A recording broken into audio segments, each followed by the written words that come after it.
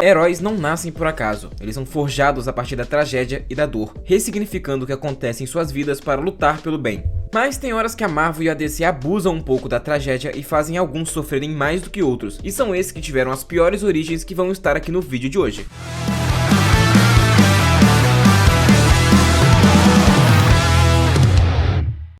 Matt Murdock nasceu e cresceu em Hell's Kitchen, que é uma área pobre e bem violenta de Nova York. Ele é filho de Jack Murdock, um boxeador de segunda categoria, e Margaret Grace Murdock, que abandonou a família enquanto Matt ainda era apenas um bebê. Jack, apesar de sua vida difícil, era um homem honesto e trabalhador, que insistia para que Matt estudasse e evitasse a violência, buscando um futuro melhor como advogado. Seu filho, enquanto caminhava por Hell's Kitchen, viu um caminhão desgovernado prestes a atropelar um idoso cego. Matt empurrou o homem para fora do caminho, mas um barril de material radioativo transportado pelo caminhão caiu e se rompeu, expondo o personagem a uma substância química perigosa, causando cegueira permanente. Enquanto ele se adaptava à cegueira, foi abordado por Stick, um misterioso mestre cego das artes marciais de uma ordem mística que lutava contra a organização criminosa chamada de Tentáculo. Stick percebeu seu potencial tremendo e o treinou rigorosamente em artes marciais, acrobacias e técnicas de combate. Mas paralelamente, Jack Murdock enfrentava dificuldades financeiras. Para sustentar a educação de seu filho, ele aceitou trabalhar para um gangster conhecido como Fixer, que manipulava lutas de boxe, e Jack foi pressionado a entregar combates. Mas durante uma luta decisiva, Jack se recusou a perder de propósito, pois queria dar um exemplo de coragem para o seu filho. Ele venceu a luta, mas isso enfureceu Fixer e seus capangas, que o assassinaram brutalmente. Mas graças a isso, Matt jurou usar suas habilidades para combater o crime e proteger Hell's Kitchen, movido por justiça pelo seu pai, se tornando o Demolidor. Mas continuando, James Howlett não só teve uma origem como herói complicada, mas uma vida bem sofrida após isso também. Para começar, que ele levou décadas para descobrir sua própria origem, já que o personagem teve suas memórias apagadas após o programa Arma X, mas ele vem de tragédias bem antes disso. O personagem, enquanto vivia no Canadá, foi rastreado pelo Dente de Sabre, que abusou da sua namorada e logo depois a matou. O vilão ainda criou uma tradição de sempre atacar o Wolverine no seu aniversário, mesmo quando o Wolverine perdeu as suas memórias e não fazia ideia do que estava acontecendo. Enfim, alguns anos depois do ataque do Dente de Sabre, Logan foi capturado pelo Senhor Sinistro, levado ao Instituto Ravencroft, onde foi lobotomizado e torturado, onde se tornou objeto de estudo do vilão. Mais tarde, depois de se livrar dessa situação, ele foi manipulado para massacrar os habitantes de uma cidade local onde ele estava morando. E cansado de toda essa zona, Logan viajou pelo mundo todo, tornando-se um soldado, um mercenário, um assassino, um fora da lei, um espião e um samurai, lutando em muitas guerras. Uma delas foi a Segunda Guerra Mundial, onde ele estava em Hiroshima no momento que a Little Boy acertou a cidade, onde o fator de cura do Logan deu tudo de si para mantê-lo vivo. E isso é tudo uma história pregressa dele. 15 anos depois disso que eu comentei, foi que ele foi passar pelo programa Arma X e de fato se tornou o personagem que conhecemos. E olha que eu resumi muita coisa, eu precisaria de um vídeo inteiro para listar tudo de ruim que aconteceu e ainda acontece com o personagem. Mas já que eu comentei da Segunda Guerra Mundial, vale a pena falar do Magneto. Tem uma história que se espelha muito com a vida real, ao ponto de que é difícil dizer que é apenas uma ficção. Ele nasceu em uma família judia de classe média, filho de Jacob e Ed Eisenhardt, onde foram obrigados a fugirem para a Polônia com a ascensão do extremismo alemão. E da mesma forma que eu comentei no vídeo anterior, não vou falar o nome para não ter problemas na hora de subir o vídeo, mas tanto ele quanto sua família foram capturados e enviados para o gueto de Varsóvia. Esse que é um local que existiu na vida real. Eu recomendo muito o filme O Pianista, para verem como era absurda a situação de quem viveu lá naquela época. No gueto, Max testemunhou horrores, incluindo a morte da sua família, onde mais tarde foi enviado para Auschwitz. Detalhe que em algumas histórias ele apenas sobreviveu pelo despertar da sua mutação, mas viu seus familiares serem baleados por não terem os mesmos poderes que o dele. Lá no campo, Max trabalhou em uma posição que o obrigava a realizar tarefas brutais, como remover corpos de câmaras para sobreviver. E foi durante esse período que ele conheceu Magda, uma jovem romane por quem se apaixonou. Os dois escaparam do campo durante uma revolta de 1944 e fugiram para a Ucrânia e tentaram recomeçar a vida, até mesmo tendo uma filha. A pequena Anya, filha dos dois, morreu em um incêndio causado por uma multidão antimutante que descobriu os poderes do Magneto emergentes. Max, em um acesso de fúria e desespero, usou suas habilidades magnéticas para matar os responsáveis, mas isso deixou a Magda horrorizada e o abandonou sem revelar estar grávida de gêmeos. Claro que esse rolê da Wanda e do Pietro foi alterado depois, mas não muda o quão cruel a Marvel foi com a origem do Magneto. E voltando a falar do Wolverine, ou pelo menos parcialmente, Laura Kinney é uma clone geneticamente criada a partir do DNA do Carcaju. Após o sucesso parcial do programa Arma X com Logan, cientistas de uma organização secreta ramificada desse projeto buscou replicar o experimento, mas o DNA original do Wolverine foi danificado, o que dificultava muito a clonagem direta. A geneticista doutora Sarah Kinney, uma das principais cientistas do projeto, propôs criar um clone feminino, usando o cromossomo X de Logan, já que o Y estava corrompido. Após 22 tentativas fracassadas, o 23º experimento foi bem sucedido, sucedido, resultando na Laura, e daí veio o codinome X-23. Sarah Kinney, para garantir o sucesso do experimento, carregou o embrião no seu próprio útero, se tornando tecnicamente a mãe da Laura, embora a organização a tratasse como uma ferramenta e não como uma filha. Durante o seu desenvolvimento, a Laura foi submetida a experimentos cruéis, incluindo ser exposta à radiação aos 7 anos para ativar o seu fator de cura. Teve revestimento de adamantium apenas em suas garras, mas que ainda foi um procedimento extremamente doloroso. E ela ainda foi criada em isolamento, sem afeto e submetida à lavagem cerebral para ser uma assassina obediente. Ela foi condicionada a responder ao cheiro de gatilho, uma substância química que a lançava em um estado de fúria assassina, eliminando qualquer alvo sem hesitação. Esse condicionamento a tornou uma máquina de matar, mas também a privou de uma infância normal e garantiu ela aqui no vídeo. E indo para a quinta da lista, eu coloquei a magia. Ela que pode não ser a personagem com a pior origem de todos os tempos, mas com certeza briga pelo pódio. Ela aos 6 anos de idade foi sequestrada pelo demônio Belasco e foi enviada para a dimensão do limbo. A intenção do vilão era usá-la para um ritual de invocação dos deuses do limbo, seres extremamente poderosos. Nesse meio tempo que ela esteve no limbo, deu de cara com outras versões dos X-Men que não foram capazes de sair da dimensão e foram corrompidos por Belasco. Duas versões alternativas em particular tiveram mais peso, que foram Kitty Pryde e a Tempestade. Elas ajudaram a Illyana a aprender a lutar fisicamente e a usar feitiços, mas a Kitty foi corrompida pelo Belasco, transformada em um híbrido animal e atacou a Tempestade. Illyana foi obrigada a matar a Kitty Pryde transformada para salvar a Tempestade, e depois teve que matar a própria Tempestade para evitar que ela seja usada em um ritual para Belasco. Como se tudo isso não fosse o bastante, a personagem ainda teve sua alma corrompida pelo vilão, o que fazia ela perder o controle ao usar magia, principalmente fora do limbo. Quando ela finalmente conseguiu se libertar e voltar para a Terra, percebeu que o tempo na Terra passava diferente que no limbo. Então, enquanto poucos segundos se passaram para os X-Men, para a Illyana havia passado 7 anos, e ela agora estava com 13, perdendo boa parte da sua infância nessa brincadeira toda aí. E falando sobre perder a infância, a Viúva Negra surgiu na Era de Prata dos quadrinhos, inicialmente como uma espiã soviética e antagonista do Homem de Ferro. Natasha Romanoff nasceu por volta da década de 1920, mas por conta de alguns retcons e um protótipo do soro de super soldado, ela vive bem mais que um humano comum. Ela nasceu em Stalingrado, na União Soviética. Em algumas versões, seus pais foram mortos em um incêndio durante a Segunda Guerra Mundial, possivelmente causado por ataques alemães. Na adolescência, Natasha foi recrutada pela KGB, a agência de inteligência soviética, e inserida no programa Viúva Negra, um projeto secreto para espiãs de elite. As candidatas eram treinadas em combate corpo a corpo, acrobacias, infiltração e assassinato. Elas também sofreram lavagem cerebral e tiveram memórias falsas implantadas para garantir lealdade ao regime soviético. Como parte da sua lealdade à União Soviética, Natasha foi forçada a se casar com Alexei Shostakov, um piloto de testes e herói soviético, que no MCU foi transformado no pai adotivo dela. Os dois desenvolveram um amor genuíno, mas o governo encenou a morte de Alexei em um acidente, transformando ele secretamente no super soldado Guardião Vermelho. Natasha, devastada pela suposta morte do marido, intensificou sua dedicação à KGB, tornando-se uma espiã implacável, onde levou um tempo considerável para ela se libertar dessa realidade e passar para o lado dos heróis. Mas agora indo para as origens dos personagens da DC, em sétimo eu coloquei o Caçador de Marte. John Jones nasceu no Planeta Vermelho, milhares de anos antes dos eventos atuais da DC e o surgimento da Liga da Justiça. Ele era um líder respeitado, filósofo e guardião da justiça em sua sociedade, vivendo em uma vida plena com sua esposa e sua filha. Os Marcianos Verdes eram uma raça pacífica, com habilidades como telepatia, mudança de forma e voo, vivendo em harmonia com a sua cultura altamente desenvolvida. Mas em toda a sociedade sempre tem as maçãs podres, e foi justamente uma dessas maçãs que fez com que a raça chegasse ao fim. Em muitas versões, um vírus psíquico dizimou a população, e esse vírus foi criado por Malefac, irmão do John. Ele era um marciano renegado que nasceu sem a capacidade de usar telepatia, uma anomalia na espécie, onde ele decidiu culpar a sociedade do seu planeta por conta dessa sua ausência de poder. O vírus foi criado para explorar a fraqueza dos marcianos ao fogo, tanto físico quanto psíquico, e se espalhou pela conexão telepática dos marcianos, queimando as suas mentes e corpos. John Jones testemunhou a morte da sua esposa, da sua filha e quase toda a sua raça, ficando como um dos últimos sobreviventes. Em algumas versões alternativas, a destruição de Marte é atribuída a uma guerra civil entre os Marcianos Verdes e os Marcianos Brancos, que é uma raça rival. Em outras, a causa é uma praga natural ou um experimento científico que saiu do controle. Mas independentemente da causa, o resultado é o mesmo. O John se torna um dos últimos da sua espécie, carregando o peso da perda do seu povo. E avançando, em oitavo, não poderia ficar de fora dessa lista, o Batman. O Homem-Morcego tem uma das mais famosas origens aqui do vídeo, mas vale a pena comentar para quem não sabe todas as nuances acerca dela. Bruce Wayne é filho de Martha e Thomas Wayne, dois milionários de Gotham, donos das indústrias Wayne. Em uma noite, após assistirem uma peça de teatro, ou em algumas versões o filme A Marca do Zorro, a família Wayne caminhava para um beco que ficaria conhecido como Beco do Crime. Um assaltante chamado Joe Chill abordou a família exigindo dinheiro e joias, e quando Thomas tentou proteger Martha, o assaltante atirou, matando o personagem. Martha também foi assassinada logo em seguida, deixando Bruce órfão, traumatizado, diante dos corpos dos pais. Pode não parecer uma história tão cruel quanto as demais, mas fica pior quando percebemos que nesse dia Bruce Wayne também morreu. Naquele momento, momento, o Batman nasceu e Bruce se tornou o disfarce do personagem, a máscara que ele precisa usar no dia a dia enquanto fantasiado do seu verdadeiro eu. Consumido pela culpa, raiva e desejo de vingança, Bruce, ainda criança, fez um juramento solene diante do túmulo de seus pais, dedicar sua vida a combater o crime para que nenhuma outra criança sofresse como ele. Ele sacrificou sua infância viajando pelo mundo para ter o treinamento mais pesado e o mais completo possível para libertar Gotham da criminalidade. Um detalhe interessante é que ele treinou a arte do escapismo com Zatara, pai da Zatanna, onde acidentalmente descobriu acerca da magia. Ele queria aprender das artes místicas, mas Zatara negou e alertou que ele se tornaria um vilão. Afinal, a magia cobra o seu preço e o Bruce, mesmo jovem, já não tinha mais nada a perder e daria tudo por mais poder. Mas continuando com os personagens urbanos, Oliver Queen, herdeiro das indústrias Queen, nasceu como um playboy mimado, irresponsável e superficial. Sua vida era definida por festas, bebidas e negligência, com pouco interesse em assumir as responsabilidades da empresa da família. O personagem já teve mais de uma história de origem, como acontece com muitos personagens da DC. Todas elas são trágicas, mas tem uma em particular que eu acho que é até um pouco perturbadora por parte da editora. Quando Oliver tinha cerca de 10 anos de idade, a família Queen decidiu fazer um safari na África, e o local muda dependendo da recontagem, mas geralmente falam no Quênia ou na Tanzânia. Mas isso aí é só detalhe. Durante o safari, a família foi atacada por um grupo de leões e Oliver não seguiu o protocolo de segurança, correndo para atrair os animais para longe. Obviamente seus pais foram atrás dele, mas foram brutalmente mortos e devorados na frente do pequeno Oliver Queen. O trauma de ver os seus pais serem devorados e sua própria impotência deixam uma marca profunda em Oliver, que se culpa pela sua covardia e desobediência. Mas isso só alimentou sua personalidade autodestrutiva, fazendo ele crescer como alguém irresponsável e sem caráter. Mas a sua transformação em Arqueiro Verde ocorre anos depois, como descrito na sua origem clássica, onde ele cai de um iate e naufraga em uma ilha deserta. Ele se viu obrigado a tentar sobreviver a todo custo, lidando com falta de suprimentos, animais violentos e traficantes que usavam a ilha para guardar seus produtos e negociarem. Mas indo para a 10ª, eu coloquei a Lanterna Verde Jessica Cruz. Jessica é um personagem que surgiu logo no início dos 952 e é uma personagem tão interessante que o meu TCC de psicologia foi analisando ela. Durante uma viagem de caça com amigos, ela testemunhou um crime. Mafiosos estavam enterrando um corpo no bosque. Para eliminar testemunhas, os criminosos assassinaram brutalmente seus amigos, mas Jessica conseguiu escapar. Só que essa experiência foi tão traumática que ela desenvolveu diversos transtornos, como ansiedade debilitante e agorafobia. Ela se isolou no seu apartamento por 4 anos, se tornando incapaz de lidar com o mundo exterior, até mesmo estocando alimento para não ter que sair de casa. Mas durante o arco Vilania Eterna, uma versão maligna da Liga da Justiça vinda da Terra 3 invade a Terra Primária, mas em especial tinha um Lanterna Verde com o Anel de Voltun. Essa que é uma arma que, diferentemente do anel tradicional, é alimentada pelo medo, e quando seu antigo portador morreu, voou diretamente para Jessica Cruz. Mas não pela sua capacidade de superar o medo, mas pelo fato dela ser reconhecida como a pessoa mais covarde do mundo. O anel toma o controle do corpo e da mente da Jessica, forçando ela a atacar a sua cidade natal e até mesmo encarar a Liga da Justiça e a Patrulha do Destino. Felizmente, o Batman estava no local e compartilhou sobre suas experiências em superar traumas e conseguiu ajudar a personagem, sendo ela que finaliza o vídeo de hoje. Então, se curtiu, já sabe, deixa o like aí embaixo e manda para aquele seu amigo que não entende nada de quadrinhos e ajuda o canal a continuar crescendo. Valeu